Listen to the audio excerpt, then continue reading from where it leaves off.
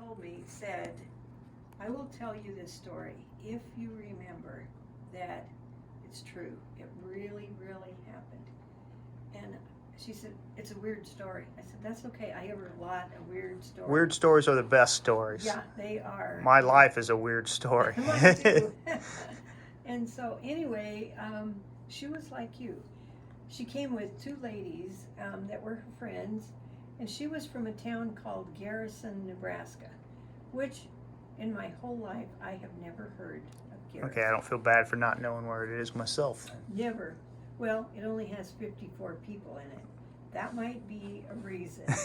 And so anyway, if you look over here on the map, this is where Lincoln, well, this is us.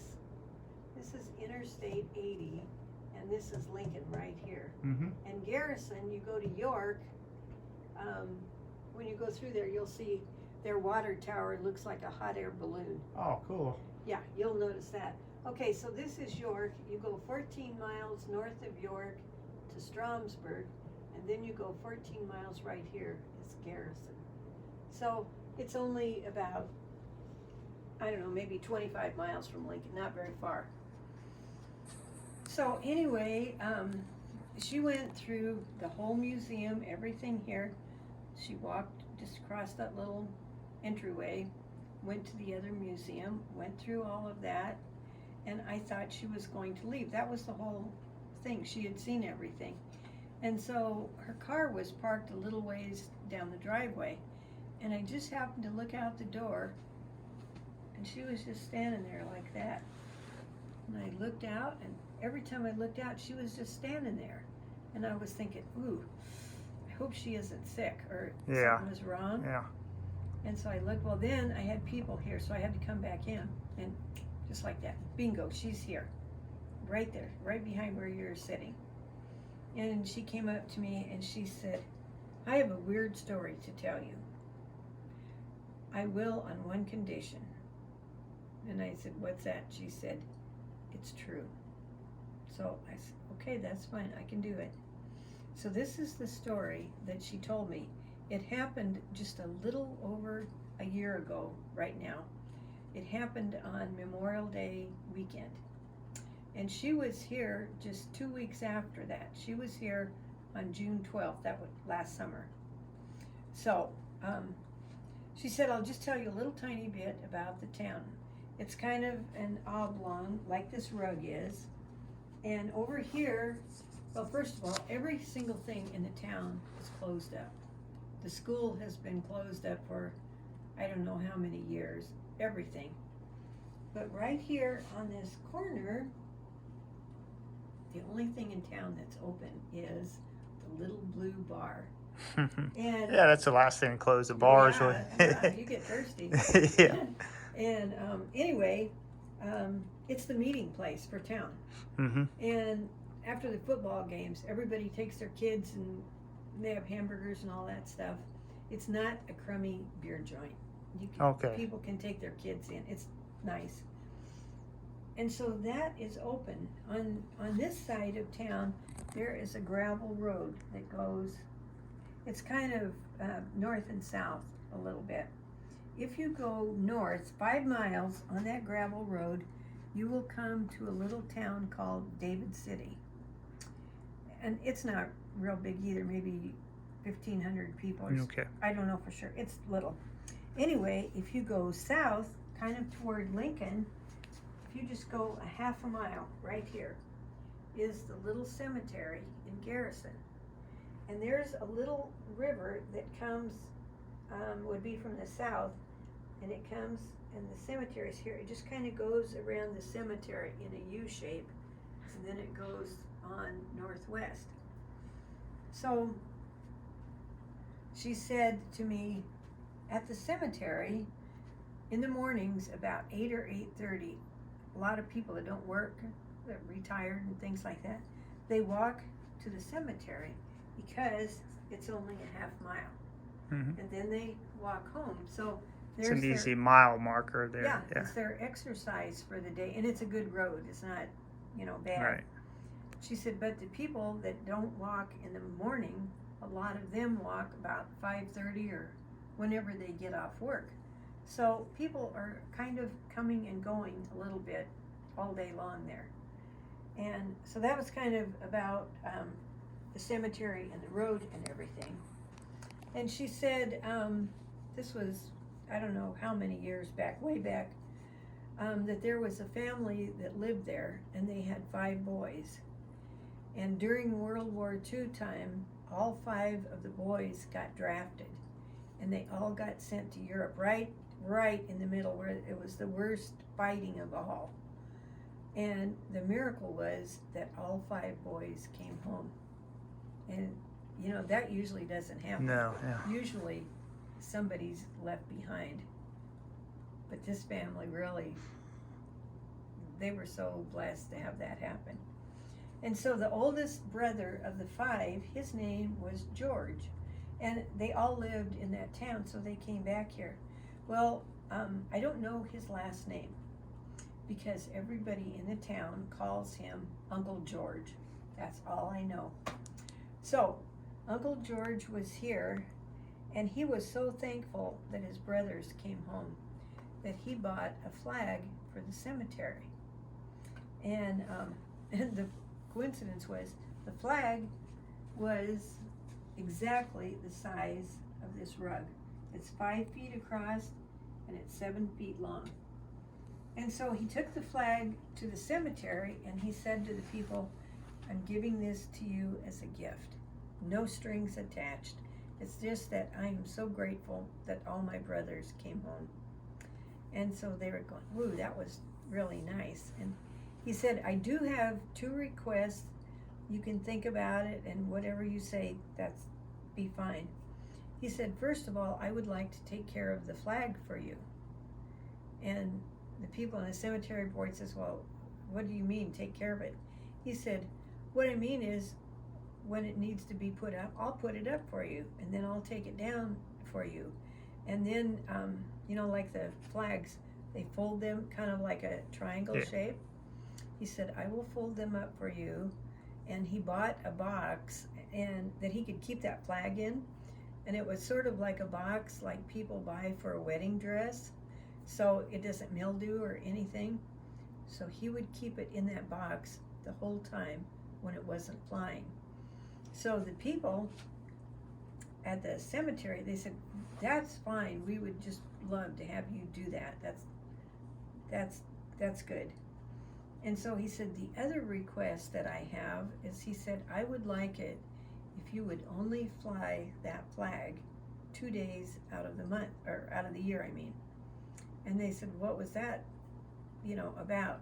And he said, the first day would be on Memorial Day every year, just like you always do. I would like to fly the flag that day. And he said, and the other day is on Veterans Day, which is November 11th. I'd like to fly it on that day. And they said, that'll be fine. It's okay. It's no problem, because they had other flags in the cemetery that they could fly. So they said, we'll do it. So that's what they have done for years, that Uncle George has taken care of the flag and put it up and down and everything. And that they did. They flew it on 2 days out of the year. So, no problem. So, Uncle George died about 10 years ago, old age. Mm-hmm. And as it turns out, the man over here that owns the little blue bar, his name is Jim. And Jim was Uncle George's nephew. So when he died, Jim inherited the flag. And he's just exactly like his uncle. He's always taken excellent care of it. You know, he put it up and takes it down, and he folds that flag just perfectly, and always kept it in that box. So it looked like new. It was perfect. So anyway, this last year was a little different because, well, one thing, no, this is still in the tradition, is that every year since they've had that flag, for the 2 weeks before Memorial Day, people came back to that town from all over. People that used to live there and go to school there or whatever. And what they would do is they would clean the cemetery. They would mow the grass and edge it and put mulch down and always put the bronze stars down, and they just did everything. And they had 2 weeks to get it done. And so this lady telling me the story, she said last year it was a little tricky because it rained every single day for 2 weeks. And she said, not a little sprinkle. She said they had a rain and wind and hail and everything else. And she says, we were all maneuvering here, you know, trying to get in the cemetery and do whatever between all these rainstorms. She goes, but we got her done. Like that. And so anyway, that went on for the full 2 weeks before Memorial Weekend. And she said that last year the cemetery looked so beautiful because every time it rained, it was 2 or 3 inches. It was a big rain. And she said that grass was so lush and so green. She said it looked like a golf course. That's how good it was. And so anyway, everybody was happy, and they did get it cleaned. And so then another thing happened that had never happened before. President Trump contacted all the cemeteries in the whole United States, and he asked them if they would consider flying the flag for 2 days on Memorial Weekend instead of just the one. He said the first day was for the veterans, just like always. That was who the first day was for. The second day was for all the people last year that had died from COVID. And not only them, but the doctors and nurses, the people that took care of them. He said they deserve our honor and respect and thanks for doing that. And so all over the country, the people at the cemetery said, yep, we will do that. That's a good idea. So no problems. The other thing that President Trump asked them is if they would consider flying the flag at half-mast last year. So half-mast was like this, and Garrison's flagpole was 30 feet tall. So half brought it down to 15, and the flag was 7. And so from the bottom of the flag, they still had 8 feet. Yeah. And like the ceiling here is 8 feet. So the flag was still 8 feet off the ground. So the people in Garrison said, that'll be fine. We would be glad to do that for you. So the stage was set for Memorial Weekend. The cemetery was nice and clean. The flag, you know, was going to be at half-mast. All these things. Everything was good. So on that Friday night, Jim was in the little blue bar working, and he got really busy. So the lady that had told me the story, her name is Margot. And Margot's son, I'm terrible at ages. I guess he's about 40. Anyway, on the times when Jim had a conflict or was busy, her son would go out and put the flag up for him. So Jim got really busy with customers on that Friday night, and so he called Margot's son, and he said, yeah, I'll be glad to put it up. So she and her son went out to the cemetery, and he put the flag up at half-mast, just exactly like President Trump asked them to do. And she said, everything was just perfect. It was fine. And she said, the cemetery was so lush. And she said, they got there about 7 or 7:30. And by that time, people were starting to arrive. And she said, all over there was bouquets of flowers. And she said, with that green grass and those flowers, she said, boy, it was pretty. She really liked it. So that was Friday night. So Saturday morning came, and Margot thought, I'm just going to go out to the cemetery, see how it looks. So she went out there Saturday morning and Saturday night both. Just look around, see the people. And she said it was really, really pretty yet. She said the only thing that was different was more and more flowers were coming all the time. And all over it was flowers on the green grass. So that was Saturday morning. Everything was good.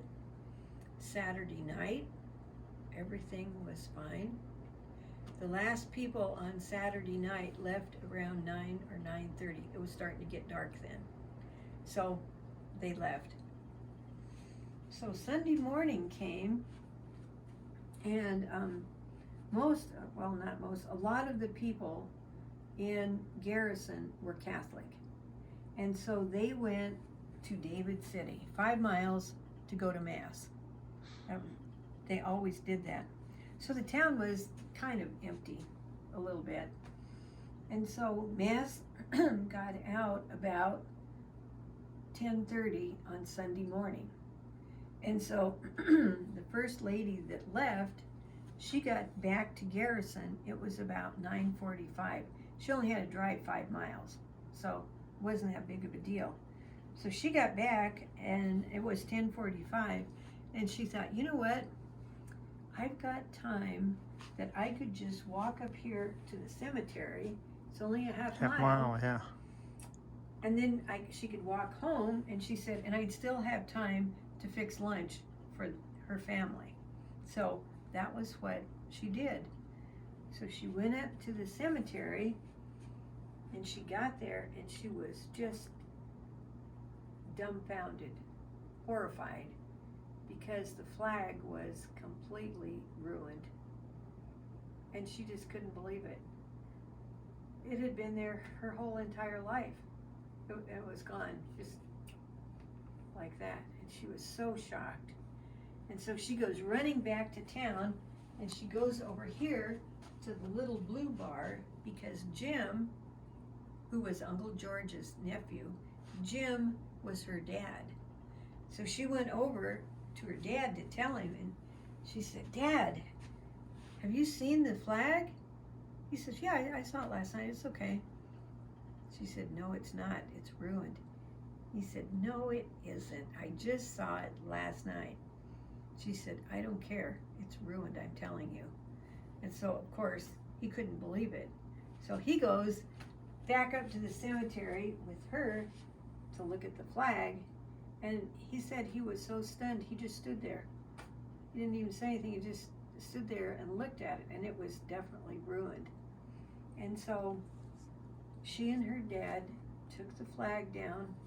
They folded it up just like they always do, and they put it back in the box, and they drove to David City, because David City is the county seat. It's Butler County. Okay. And that's where the sheriff's office is. Right. So they went to the sheriff's office. As it turned out, the sheriff was out on a call someplace in the county, but the deputy was running the office. So Jim, in the back of the sheriff's office, they had a big desk or a table there. And so he spread that flag out on the table so the deputy could see it. And the deputy, he just goes walking over, and he looks at it, and he goes, yep.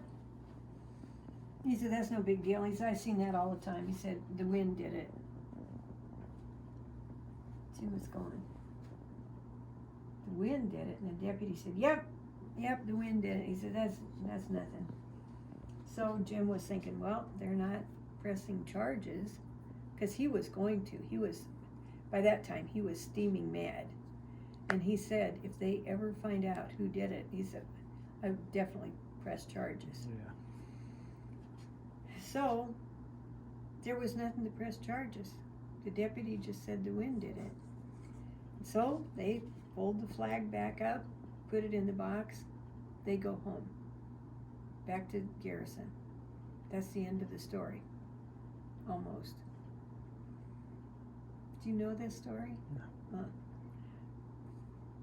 So that was that Sunday morning then, of Memorial Day weekend. so it was 12 days later that this lady came here to the museum and told me this story. And when she got to the end and she was telling me that, I could just feel in my stomach, I was getting so angry because I hate vandalism. Yeah, absolutely. Anyway. Yeah. And you know what? Just like that ruined it for every person in that whole town. It went like shockwaves through there. People were telling each other and calling on the phone and go visit and looking at the flag. I mean, it was like a mass murder or something. I don't know how to explain it, but it really, and even to this day, it's over a year later, they're still talking about it. They can't get over that flag. And so anyway, the lady said to me, she said, you know, there was one thing that Jim and I thought was really weird. And I said, what is that? She said, if you could picture in your mind, like, this is the flag, like this. And she said, this part right here is where it's blue and all the white stars. And she said, around the blue, there was a hem about this big going the two directions. She said, it was perfect. Absolutely perfect. The hem, the stars, everything. Not one thing wrong with it. But from the hem, the stripes went this way. And so the stripes were torn all the way to the bottom in strips. I was thinking, why would you do that? That doesn't make any sense to me. Well, vandalism doesn't make any sense anyway, but anyway, she said, yeah, it was torn in strips, the whole thing. And she said, that was really weird. And she said, then the strips were braided. And I said to myself, Harriet, remember, not everything is Bigfoot. Because it's you just do that. And I was going, no, sir. And she said, and then after it was braided, at the ends here, it was tied in a knot. And that knot was so tight that Jim and some of the other people that were used to be soldiers, they were going to untie those knots, and then they were going to spread the flag out as good as they could. Yeah. But they couldn't because it was so tight. Yeah, the wind didn't do that. That's what I was thinking, and I wanted to. And then this lady, she's just a little teeny bit taller than me, and so she was standing right there, and this is what she did. She goes, and then she yelled at me, and she said, in fact, that flag right there is braided exactly like those horse braids are that you have right there in that back room. And I looked at her, I said, are you kidding me? She goes, no, I am not kidding. And she wasn't. And I said to her, when you get home, would you ask Jim if you could just take a couple pictures and send them to me and I could look at it at least? She goes, yeah, Jim won't care, he's my cousin. When you have 54 people in town, everybody's your cousin. Yeah, definitely. So about 2 days later, I get the pictures back. Here it is. It's about like this big. There was a braid as clear as I can see your shirt there. It was braided. There was no doubt about it. Jeez. And so I called Jim. I didn't even know him at all then. And I told him that she had been here and that I was the one he sent the pictures to. I said, would you mind if I just came up and looked at him, at the flag? And he said, no, that's fine. Come on up. So, of course, the only place to go is the little blue bar. So, and I have some friends, and they're all researchers. And we do a lot of things together. But they're not my employees. They're just friends. Right. And so I said, will you guys go with me? Because it's so darn easy to make a mistake. Yeah. You know, I don't like to go alone because you need other people's feedback, I think. And this, I really thought so. So there was 4 of us. Off we go to the little blue bar, and the door was here, and Jim had a big pool table right here. So he had the flag laying on the pool table. It was perfect. It just fit. Perfect. Yeah. And right above he had a big neon light. Yeah. So you could really see. And the table was kind of out in the middle of the room, so we could just walk around like this and look at it. It was, boy, I couldn't have planned that perfect. And the second I walked in the door, I knew it. I'd already looked at those braids 500 times at least. And I, wow, man, that just really blew me away. And so Jim had a big table here, and he says, here, you can just sit there. And I had taken a notebook up because I planned on just writing a couple notes about the flag. Yeah. Well, within 10 minutes, I knew that was not going to happen. Yeah. And so I had taken my van up, and it's parked over there, that white. No, it's not there today. I just took to have it brakes fixed. Anyway, on the side it says the Bigfoot Lady. Oh, cool. In Garrison, Nebraska, trust me, that really drew a crowd. Hey, you weren't a cousin. They knew it right away. No. And so the door was here, and people were just lined up like this. And they just kept coming like this over to the table. And they'd come over here, and every single one of them had a weird story Oh, really? to tell me that happened on the 2 weeks before Memorial Day. And when that Friday morning came, just like that, no wind, no rain, no hail, zero. Absolutely perfect. Friday, Saturday, Sunday, and Monday. Perfect. And they all had all this weird stuff. So I was writing down their stories as fast as I could write. And then I took a picture of all of them, if they would let me. Yeah. And I got their name. And so then I went back 2 weeks later, and I interviewed all of them again to make sure I hadn't made a mistake. Because I was going so fast, and all these people were talking to me like crazy. Everything was accurate. So anyway, I said, Jim, will you give me that flag? I said, you can never fly it again. It's ruined. Yeah. And he says, well, yeah, but Uncle George had given it to the cemetery. So anyway, later, the Cemetery Association and Jim's family that lived there, and then the people in the town of Garrison, they had this big meeting and unanimously decided to give me the flag so I could put it up in the museum. This one lady said, well, the reason we decided to give you the flag is you guys are all just really crazy, and we really like you. So they gave me the flag, and I told him, I said, I promise that I will take care of the flag, just like Uncle George did. Yeah. I will. And I said, and I can guarantee you, it will never be on the front page of National Enquirer, ever. Never. I will take care of it, which I've done. So anyway, so he gave me the flag. So I have it out in the museum cool. now.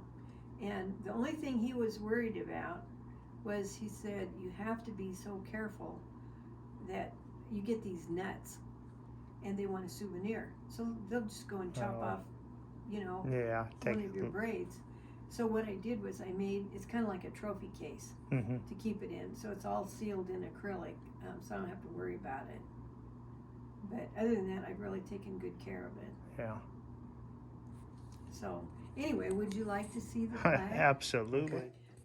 When she sent me the picture back, I told you, this is the picture right there. So if you look at that, is that not obviously braided? Oh yeah, definitely. There's no doubt about it. And the sheer. Look at the end of that too. Yeah, there's. Wind did not do that. I know it. I thought, you dumbhead. I hate to say it. Usually I'm for the law enforcement people 100%, but that was really ridiculous, I think.